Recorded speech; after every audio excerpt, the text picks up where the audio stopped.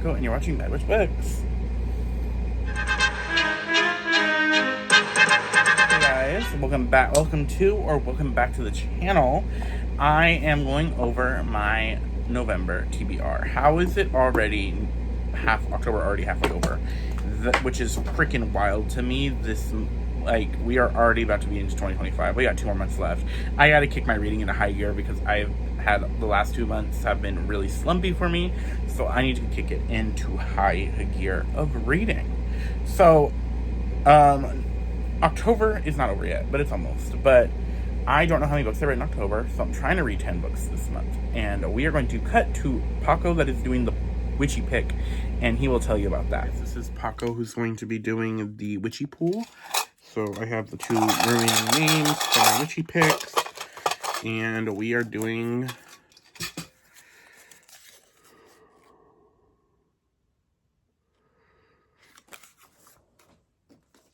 Okay, I had to read it because I was confused. This is Heart and Mercy. So we are doing The Unfortunate Side Effects of Heart and Heartbreak and Magic by Brennan Randall is our witchy pick. And I will read the synopsis because of how we're doing this. So Sadie Ravenclair has always believed that one curse of 4 heartbreaks that accompanies her magic would be worth the price. But when her grandmother is diagnosed with cancer and with only weeks to live, and her first heartbreak, Jake McSindley, returns to town after a decade, her carefully structured life begins to unravel.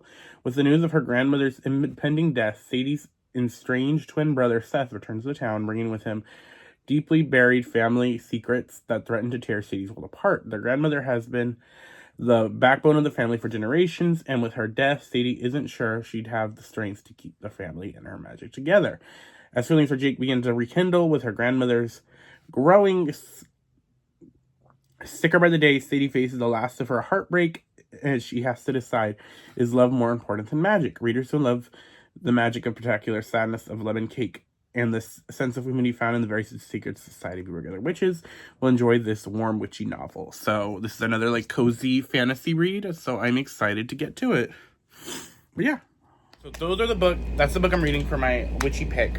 It is now time for me to do the picks for the rest of the TBR. So for a book that I'll be reading that is for my, I don't know why I'm saying this so weird, IRL book club, I have to read The Dagger and the Flame by Catherine Doyle. So what I know The Dagger and the Flame is about is a thieves guild and an assassins guild. I think have to compete in a competition. So let's see what it says. In Phantomy, a kingdom of cobbled streets, flickering lamplight, beautiful buildings, and secret catacombs, shade magic is scarce and a deadly commodity, controlled by the 2 enemy guilds, the Cloaks and the Daggers, the Thieves and Assassins. 1 point for Paco. On the night of her mother's murder, 17-year-old Seraphine runs for her life, seeking sanctuary with the Cloaks. Sarah is set on revenge, but are her secret abilities a match for the dark-haired boy whose quicksilver eyes follow her around the city? Nothing can compare to Sarah for the moment she finally comes to face with Ransom, heir to the Order of the Daggers, and Ransom is shocked to discover that this unassuming farm girl wields a strange and blazing magic he has never seen before. As the Cloaks and Daggers grapple for the control of Phantom's underworld, Sarah and Ransom are consumed by the push and pull of their magic and the deadly sparks and terrible vengeance that keeps drawing them back together. So I have to read this for my IRL book club, and I'm interested to read it. I've read stuff by Catherine Doyle, the author, before, so we will see what we think. Next book I have here, I will be reading. I know that Brooklyn, I think it's Brooklyn Reads, her channel will be linked down below, is doing a read of this for the month of November, and this is already on my list. I wanted to read it this fall, and I had finally gotten a hardcover copy, and so I was already planning on reading it this fall, and so when I saw that she's doing the readathon, or reading it this month, I was like, I'm going to join in. And that is Phantasmal by Casely Smith. I believe this is about a necromancer or a medium who is competing in a challenge that I think are inspired by the 7 Rings of Hell. So I think that's what this is about, but let's get into it. It is a dark fantasy is what I believe. Phantasma has only 2 rules: stay alive, and don't fall in love. When Ophelia discovers her mother's brutally murdered, there is no time to grieve. She has inherited the family's fearsome magic an enormous debt. Circumstances go from dire to deadly, however, when Ophelia's sister decides to pay off the loans by entering Phantasma, a competition where contestants rarely escape alive, and the victor is granted a single wish. The only way for Olivia to save her sister is to win, but Phantasma is a cursed manor full of twisting corridors and lavish ballrooms, staffed by enticing demons and a fatal temptations, and Ophelia must conquer all 9 floors to succeed if her fears don't overtake her first. When a charming, arrogant stranger claims he can help, Ophelia knows better than to trust him. But with her sister's life on the line, Ophelia can't afford to turn him away. She'll just need to ignore her overwhelming dark attraction, drawing them closer and closer together, because in Phantasma, the only thing deadlier than losing the game is losing your heart. I am very excited to get into this. I do like Kylie Smith's her YA series that is currently ongoing, so I'm very excited to read this, because everything she has coming out, I'm like, it sounds good. So next book is another book I want to read this month, and that is Where the Dark Stands Still by A.B. Ponart. This is a Polish fantasy that is giving off House of the Castle vibes. Love that movie, and this cover is gorgeous, and I am very excited to get to it. Where the dark secrets lie hidden in the spirit woods. Liska knows that magic is a monstrous, and practitioners are monstrous. Are monsters. She has done everything possible to suppress her own magic to distressing consequences. Despite to be the face of it, Liska flees her small village and deceives into the dangerous demon-infested spirit woods to steal a mythical fern flower. If she plucks it, she can use its one wish to banish her power. Everyone who has sought the fern power has fallen prey to the unknown horrors to which Liska is caught by the demon warden of the woods called Leslie. A bargain seems to better than death. 1 year of servitude in exchange for the fern flower's wish. Whisked away to the Leslie's crumbling manor, Liska soon makes an unsettling discovery. She is not the first person to strike this bargain, and all her predecessors has mysteriously vanished. If Liska wants to survive this year and return home, she must unravel her host's pool of secrets and face the ghost, figurative and literal, of his past, because something wakes in the woods, something deadly and without mercy, something that frightens even Leslie and cannot be defeated, and unless Lisa embraces the moment she has always feared coming. Excited for that. Another book I want to read this month is To Shape a Dragon's Breath by Monique Blackgoose. This is a indigenous dark academia book about dragon riders and talks about colonialism. So, a remote island of Mascoplug has not seen a dragon in many generations, until 15-year-old Enkis finds a dragon's egg and bonds with its hatchling. Her people are delighted, for all remember the tales of the days when dragons lived among them and danced away the storms of autumn, enabling the people to thrive. To them, Enkis is reserved as a person in a unique relationship with the dragon, like a dragon rider. Unfortunately for her, the English conquerors of her land have a different opinion. They have a very specific idea of how a dragon should be raised and who should be doing the raising. And Enkis does not meet any of the requirements. Only with a great reluctance to do so is she allowed to roll into a proper English dragon school on the mainland. If she cannot succeed there, the dragon will be killed. For a girl with no formal schooling, a non-English upbringing, and a very different understanding of the history of her land, challenges abroad, both society and academically. But she is smart, determined, and resolved to learn what she needs to do to help her dragon, even if it means teaching herself. The one thing she refuses to do ever is become the meek English miss that everyone expects. I'm very excited to read this. I've heard nothing but great things about this.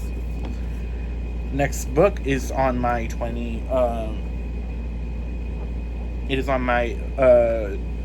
books I want to read for the fall, and that is A Broken Blade by Melissa Blair. Kira is a killer in the King's Blade, and she is the most talented spy in the kingdom, and the King's favorite assassin. When a mysterious figure moves against the crown, Kira is called up to hunt down the so-called Shadow. She tracks her target into the magical lands of the Fae, but Faeland is not what it seems, and neither is the Shadow. Kira is shocked by what she learns, and she cannot help but wonder who her enemy truly is, the king that destroyed her people, or the Shadow that is threatening the peace. As she searches for answers, Kira is hunted by the promise she made long ago that one will test her in every way to keep her word. Kira must not only save herself, but an entire kingdom. So I'm very excited to read this. I will be listening to the audiobook for this and The Shape of Dragon's Breath. Next book I have here is The Spells We Cast by Jason June. Gay Cowboys Magic Contest is what I believe.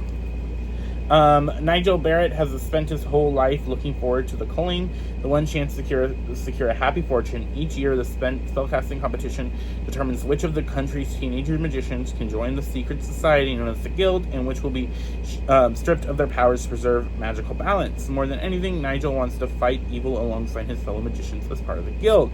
But it's not just Nigel's luck that he can't stop clashing with Ori Olsen, a snarky pessimist who wants nothing to do with him, especially after Nigel and Ori realize that sparks fly literally whenever they're together. Somehow the boys' powers are stronger, less predictable, more exciting, and the closer they get. Not that they can risk becoming attached, because as the fields narrow and the challenges grow more dangerous, one thing becomes clear. The strange way the boys' powers combine could threaten their success in the culling and the future of the Guild, even the fate of the country. It's too bad that the more Nigel experiences the thrill of their connection, the less he wants to let go. So I'm very excited to read this. I was given this book as a gift last year for my RO book club. We did like a Secret Santa. I was given this book, and I want to read it before December comes because I want to read it this year. So I'm very excited that I will be reading it finally. Next book is on my 24 for 24, which I am not going to be finishing that this year. I already know that it is not going to be all those books read, but that is The Wish of the Wicked by Danielle Page. This is a fairy godmother origin story for the Cinderella story. So for centuries, Pharaoh's family, the Intan, served as magical advisors to the queen. Their wisdom and foresight kept 13 kingdoms in harmony until a new queen, Marguerite, takes power, outlaws magic, and executes the Intan. Only Pharaoh survives with her magic warped beyond repair. She can only now use it to fulfill feeble wishes of commoners. Since the day Pharaoh has dreamed of revenge, the only way to reach the queen is through her son, Prince Mather, who is nearing the age when he must select a bride. When a special ball is in his honor is announced, Pharaoh sees her opportunity. All it takes is to take a young woman named Cinderella, whose dream of true love with her one night, one chance to reclaim her magic and destroy the queen. Pharaoh will stop at nothing. So excited to read. I don't know if I've read Danielle Page before. I think I have, so I'm not sure. But Fairy Godmother origin story, say less. Love this. Love the cover. I think the sequel is coming out this year or just announced. But I also do want to try to read as much as my 24 for 24 allows. And the last book, I'm trying to read at least one Fairy Loot book a month. And the Fairy Loot book I will be reading is If I Have to Be Haunted by Miranda Sun. So this is a book, I believe, about a girl who is from a long line of like mediums or like they can see ghosts, and she like ends up meeting the ghost of like the popular boy from school is what I believe it's about. We will see if I'm right or not. Kara's just trying to stay on top of her classes, excel at extracurriculars, and prepare for college, which means not speaking to the dead, an ability she inherited from her grandmother's ghosts, are trouble, and Kara doesn't need to add to their problems. But when she stumbles upon the body of Zach, the super popular but very newly dead high school golden boy, in the woods, and guess what? He wants her to resurrect him. Cue trouble. So, I was correct. Another point for Baco. This is a debut, and it touches on the power, conflicts of mother-daughter love, so family drama, love that. First romance, and finding your place in the world while honoring your culture. So this sounds perfect for me. I'm very excited to get to this. It's a beautiful Fairy Loot cover, and I've been wanting to read this for a minute, and it still feels some fall vibes, so we're hoping to read it this month.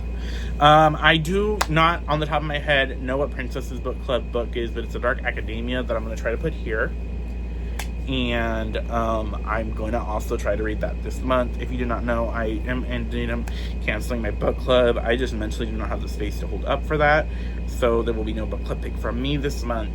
But that is what I am reading in November. What are you guys reading in November? Can we believe that it's already in November?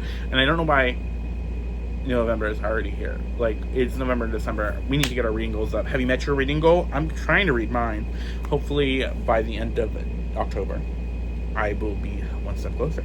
But I will see you guys later. Bye. Tell me what you guys plan to read. Bye.